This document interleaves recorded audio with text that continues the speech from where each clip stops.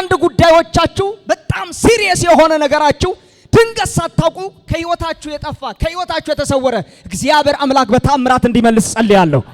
በታምራት የእናንተን ነገር ወደ እጃችሁ እንዲያስገባ ጸልያለሁ። በማይታወቅ ክስተታዊ በሆነው ቅጽበታዊ በሆነው ሞት የሚባል ደጇ መጣ። ይህንን ብላቴና ነጠቃት። ልቧ ተሰበረ። በስብራት እየሄደች ባለችበት ሁኔታ ውስጥ ግን ሁሉም ተሰብስበው ለመቀበር በቃሬዛ ተሸክሞ በደጅ በከተማው ሲወጡ ይላል ጌታ ኢየሱስ እየተራመደ መጣ ይላል። ኖርማል ሰው መሰላቸው። ቃሬዛውን ሬሳውን የተሸከሙ ሁሉ ማንም ሰው በዛ ስፍራ እንደሚያልፍ የሚያልፍ ኖርማል ፐርሰን መሰላቸው። ግን መጽሐፍ ቅዱስ ሲናገር ሄደና ቃሬዛውን ነካ ይላል። እኔ እሱ አይደለም የገረመኝ፣ እሱ ቃሬዛውን ከመንካቱ የነሱ እግር አለመንቀሳቀሱ ገረመኝ። የእግዚአብሔር ፕሮግራም መሆኑን የምታውቁት ሰው ጌታ ኢየሱስ መጥቶ ቃሬዛውን ነካ ሲያደርግ ሁሉም ጸጥ ብሎ ቆሙ። የእናንተን ጉዳይ ተሸክሞ እየዞረ ያለ ጠላት ባክ እጅን ከፍ አድርግልኝ ልተንብይ ዛሬ በህይወት ላይ የእናንተን ጉዳይ ሳታውቁ ከእጃችሁ የነጠቀ ተስፋ ቆርጣችሁ በምድረ በዳ ላይ ዋጋ እየከፈላችሁ ላላችሁ እያለቀሳችሁ ላላችሁ ዛሬ እግዚአብሔር ነገራችሁን ወዳለበት ስፍራ ይመልሰዋል፣ ያቆመዋል ጌታ። እሱ ቃሬዛውን ነካ ይላል፣ ቆሙ ይላል። ሁሉም ተንጋግቶ ይከተል የነበረው ያለቅስ የነበረው ሁሉ ጸጥ አለ። ጌታ ኢየሱስ አልተናገረም። ነካ የሚል ቃል ታገኙታላችሁ። ቃሬዛውን ነካ ይላል። ሁሉም ግን ቆሙ። መለኮት መሆኑን እዚህ ጋር ነው የምታውቁት። ከእናንተ ነገር ጋር እግዚአብሔር እንደሚንቀሳቀስ ጠላቶቻችሁም ወዳጆቻችሁም ከዚህ በኋላ ያያሉ። በእውነት ያንተ ቢዝነስ ብቻውን እንዳልሆነ፣ ያንተ ትዳር ብቻውን እንዳይሆን፣ የእናንተ ልጆች ብቻቸውን እንደማይወጡ እንደማይገቡ ይታወቅ ዘንድ እግዚአብሔር የመለኮት ኃይል ከነሱ ጋር ያደርጋል። መጽሐፍ እንደዚህ ይላል፣ ቃሬዛውን ነካ። ሲያያት እናትየዋ ታለቅሳለች። ልቧን እየደቃች ልቧን እየመታች ታለቅሳለች።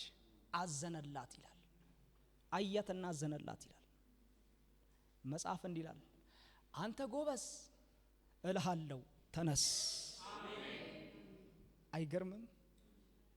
የኔና የናንተ ጉዳይ የሞተው ለኛ ነው። በእግዚአብሔር ዓለም ውስጥ ሕያው ነው። ሬሳ ጎበዝ ተብሎ አይጠራም። ጌታ ኢየሱስ ክርስቶስ የሞተውን ብላቴና ግን አንተ ጎበዝ አለው። እልሃለሁ ተነሳ። ብላቴናውም ይላል ብድግ ብለው ቁጭ አለ ይላል። እሱ ብቻ አይደለም፣ ያ ተሸክሞት የነበሩ ሰዎች በሙሉ ግራ በመጋባት በመታወክ ሲያዩ ሰውየው ተነስቶ ቆመ ይላል። ይሄ አሁን መንፈሳዊ ዓለም ላይ ትርጉም ያለው ነገር ልተንብይ ነው።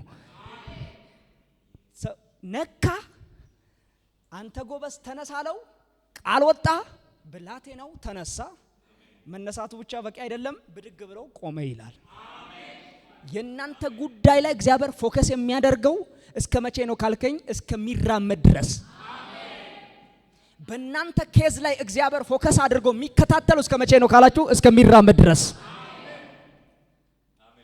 ጠላት ከተቀመጠ ጋር ጉዳይ የለውም፣ ከሚንቀሳቀስና ጉዳይ ነው ያለው። ብላቴናውም ተነሳ፣ ደግሞም ቆመ፣ መንቀሳቀስ ጀመረ።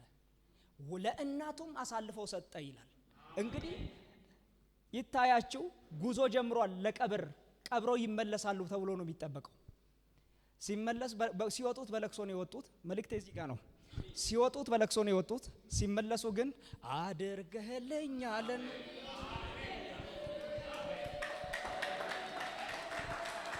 አንዳንድ ጠላቶቻችሁ እየሳቁ ሸኝቷችሁ ሊሆን ይችላል።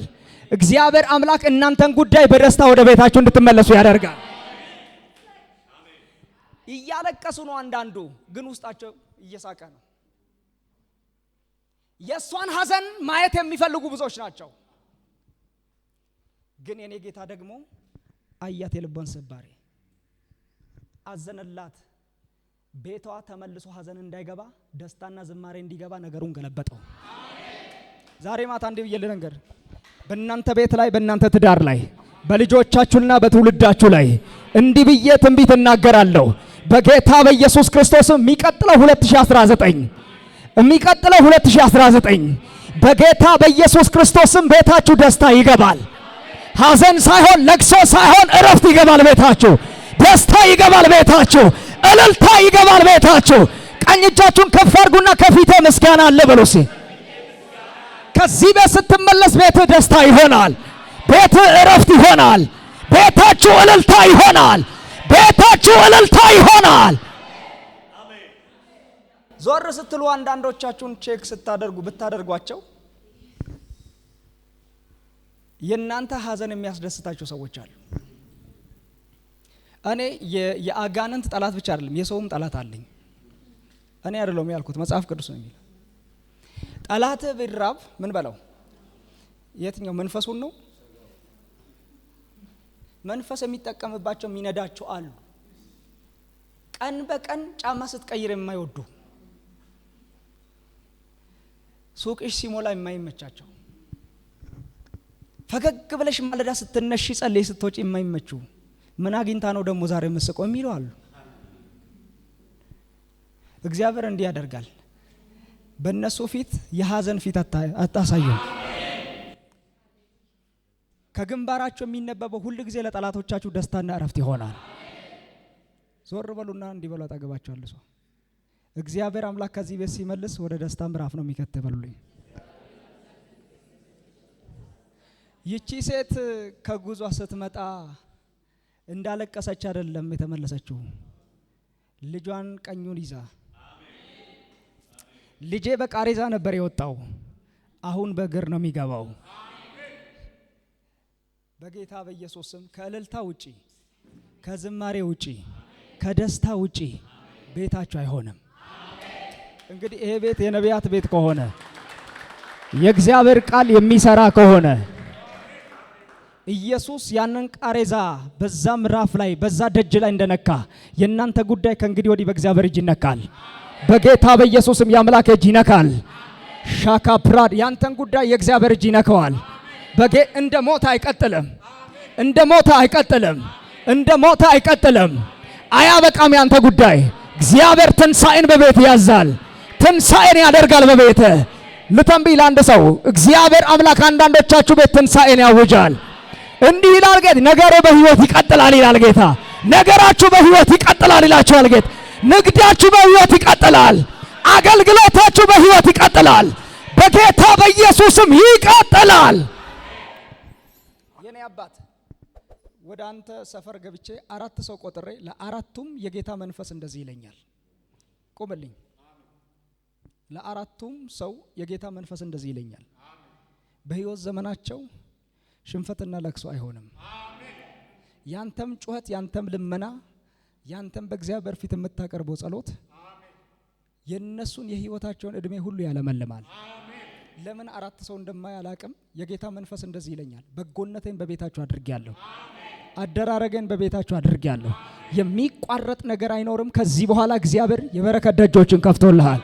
በጌታ በጾራ ባሻ ዲያላቭ ለበረከት የተጠራ ሰው ነህ። በሽታም እርግማንም ባንተ ህይወት ላይ አይሰለጥንም።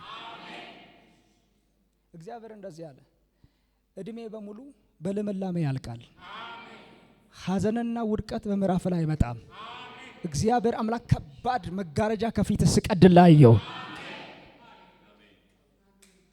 ኦራ ካዲያ እግርን አንቀሳቅሰው እስቲ አንቀሳቅሰው። ባንተ ላይ የታወጀ በእነዚህ እግሮች ላይ ታወጀ አዋጅ ተገልብጧል። በጌታ በኢየሱስም ተገለበጠ። ከዚህ ሰዓት ጀምሮ የእግዚአብሔር በጎነት ባንተ ቤት ላይ ይሆናል። እስኪ አርነት ወጥቻለሁ በል እስቲ ድገም እስቲ ድገም እስቲ።